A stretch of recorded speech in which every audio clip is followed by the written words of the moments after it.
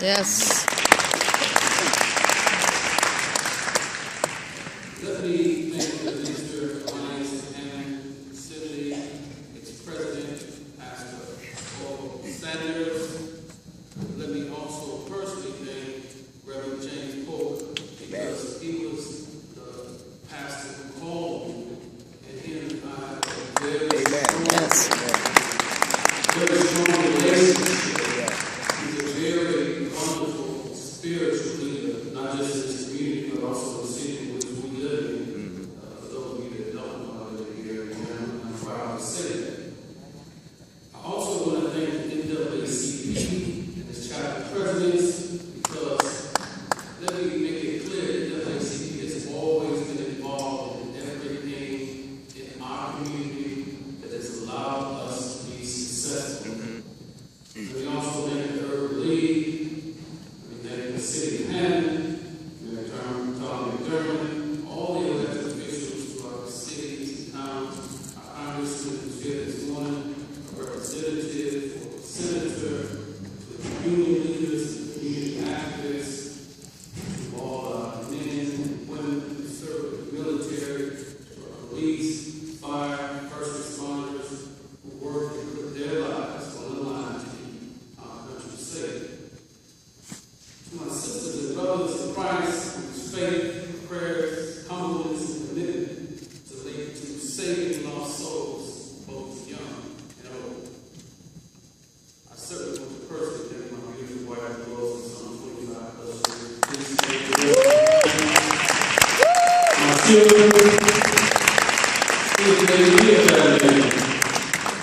My beautiful daughters, my handsome sons, grandsons, as well as all my family members here and abroad. Amen. I want to thank my employees of the Lake County Clerk's Office, some of the most hard-working, dedicated, and underpaid workers I know. Finally, I want to thank you for taking the time out to come this morning to honor a man who's done so much for us. Right. The dream, unhindered, free.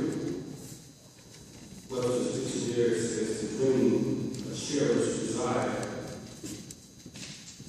Unhindered, not slowed, blocked, or interfered with. An outlet for healthy and unhampered action without hindrance. Freedom, power or right to act, speak, or think as one wants without hindrance or restraint. So this morning, in honor of Dr. King, and unhindered freedom, and what Dr. King was really saying to us, I want to talk about two Americas. Take your time. Mm. All right. As we review the dream of Dr. King, one of the problems that he wanted to bring before the American people, it was then, and it still is now, that we live in two Americas. Yep. All right. Our black history is so painful. No one wants to talk about it. Talk about it. In order for our children, grandchildren, to understand our past pains, we must address these issues. All right. No matter how painful they may be. Right. Other ethnicities make sure that their children and grandchildren know about their history. That's right. Yesterday, I had the pleasure to come to the academic service where Reverend Gardner made it clear that when he saw the program Roots, it was about family. But more importantly, it was about family passing on the message about the history of the family. What we need to do is to take time out and history. Quit thinking that the history has to be given to us. Right. We already have it. Amen. Right. So let's just kind of go back a little bit so we can kind of review some of this history. In the year 1934, an attorney named Charles Hamilton from Washington, D.C., videotaped some schools in the South and the inequality of the schools for blacks versus whites in South Carolina. At that time, white teachers were paid $7,100 a year, while black teachers were paid $1,200 a year, teaching the very same subject.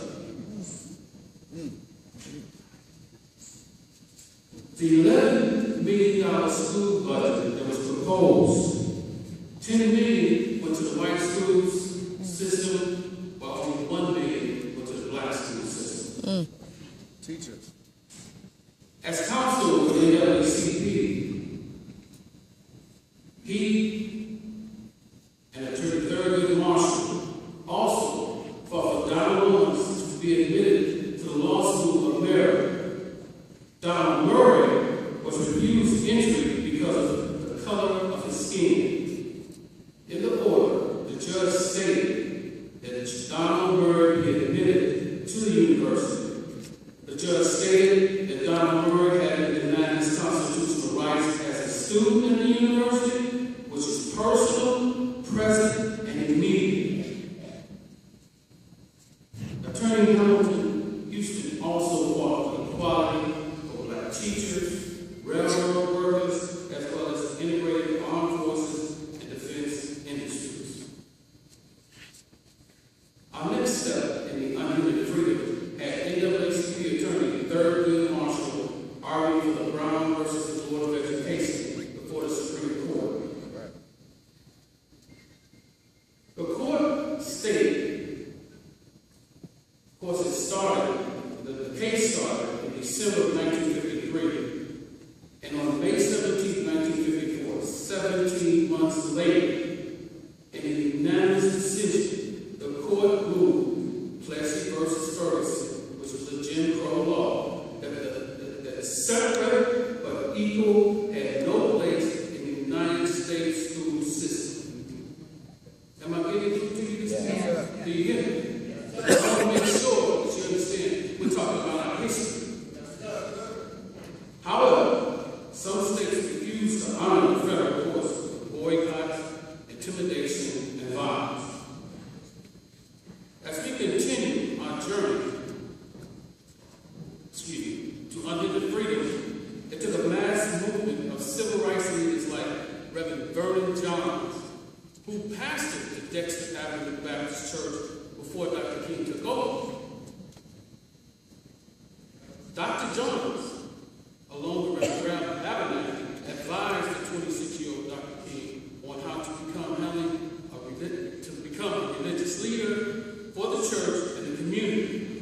So, on December 1st, 1955, Rosa Parks refused to give up her seat in the bus of Montgomery, Alabama, and was arrested.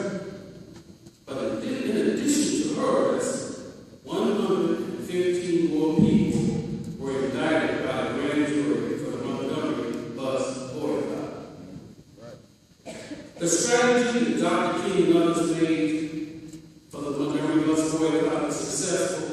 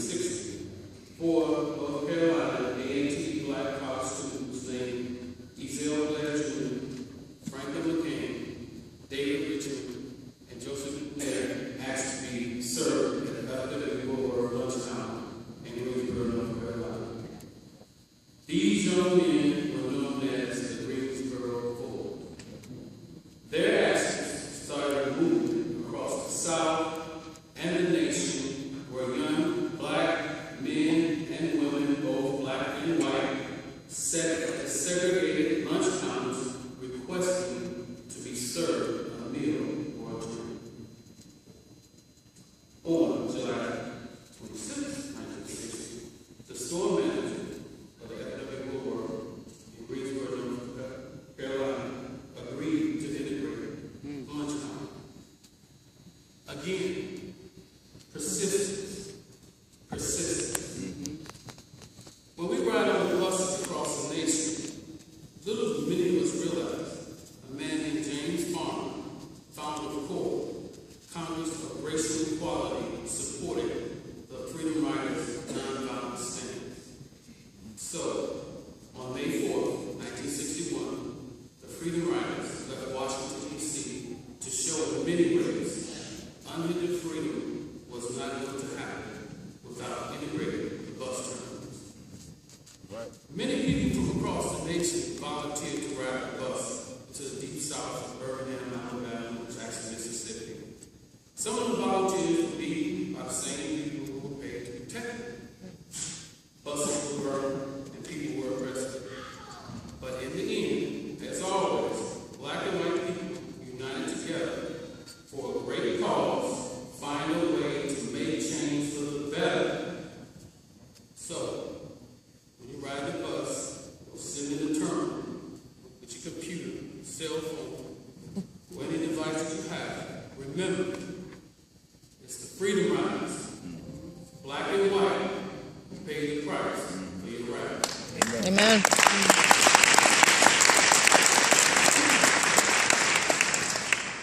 March on Washington was first proposed in 1941 by E.V.E, president of the Brotherhood of Sleeping Car Boys. He was not pleased about the bill that the president had passed and hadn't gotten down to the blacks that had served in the military who had come home and couldn't find a job. But nevertheless, he never stopped being persistent.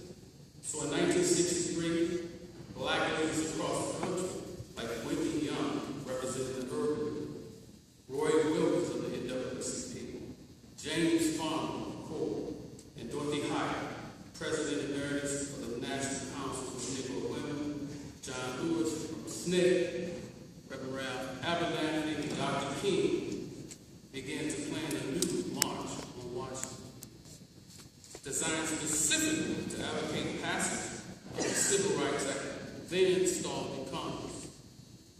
This historic event was chaired by A. Philip Randolph and organized by his associate, Bernard Russell. The NAACP and the Southern Christian leadership encouraged black and white groups across the country to attend the historic event. So, on August 28, 1963, more than 200,000 Americans enjoyed a day of song, prayer, and Dr. Martin Luther King's illustrious I Have a Dream speech.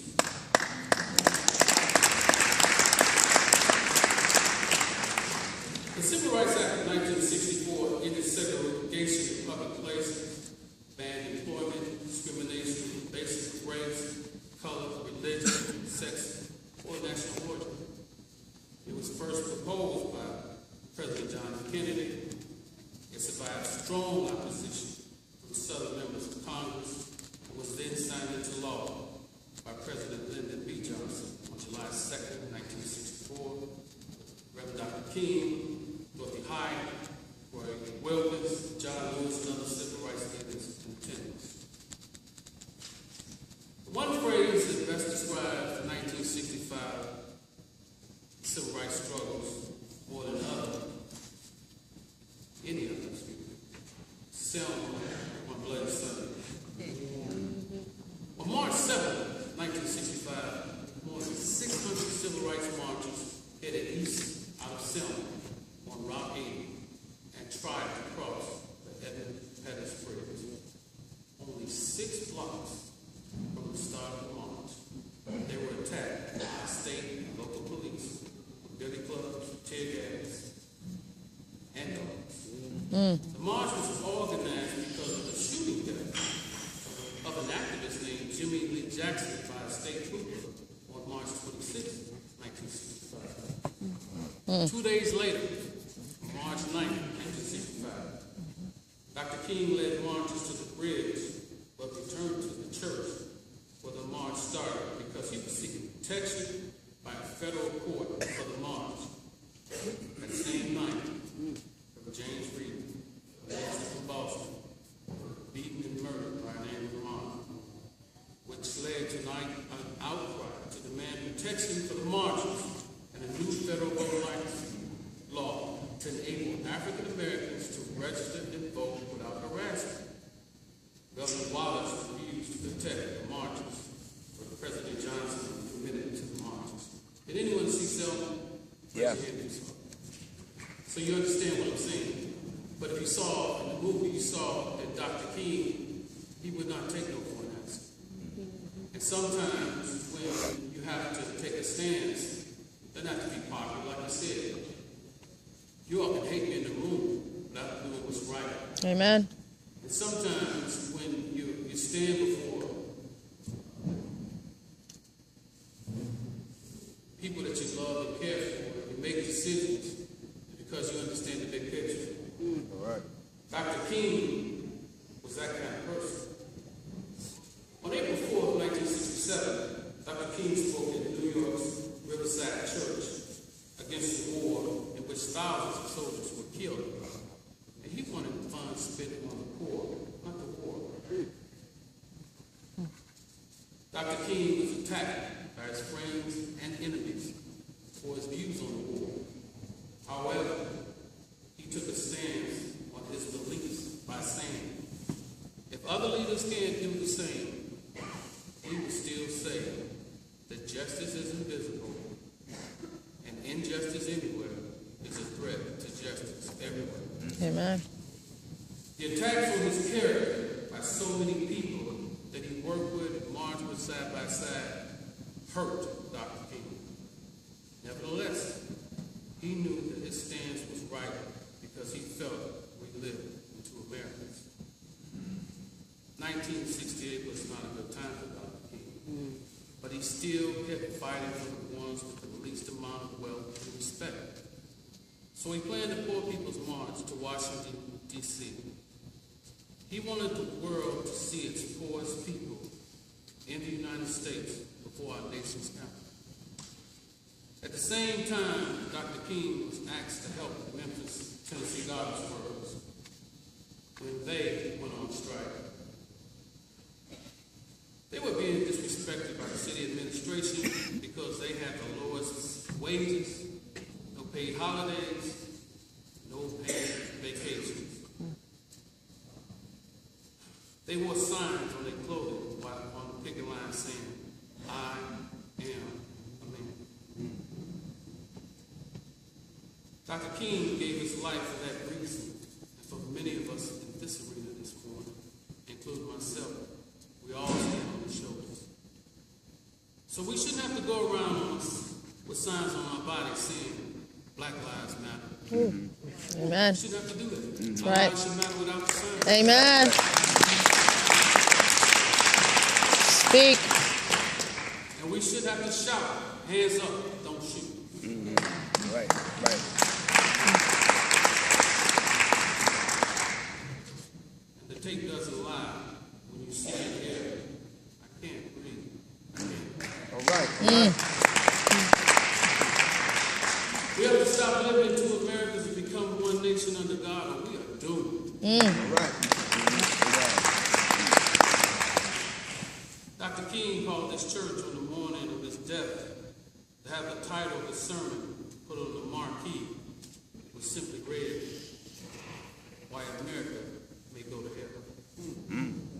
That's what it said. Mm-hmm.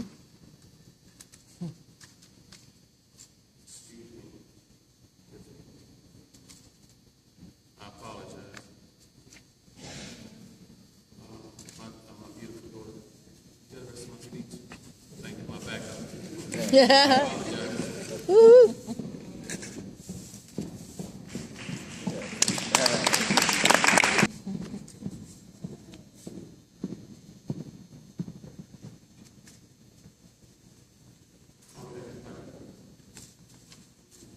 A few more words. I'll be out your way. As you know, he never preached that sermon, but he knew in his heart it had to be said. Dr. King asked America to live up to its ideas, and he died for a dream in which this nation still has not delivered. You may feel that I lived the American dream, so what are you talking about?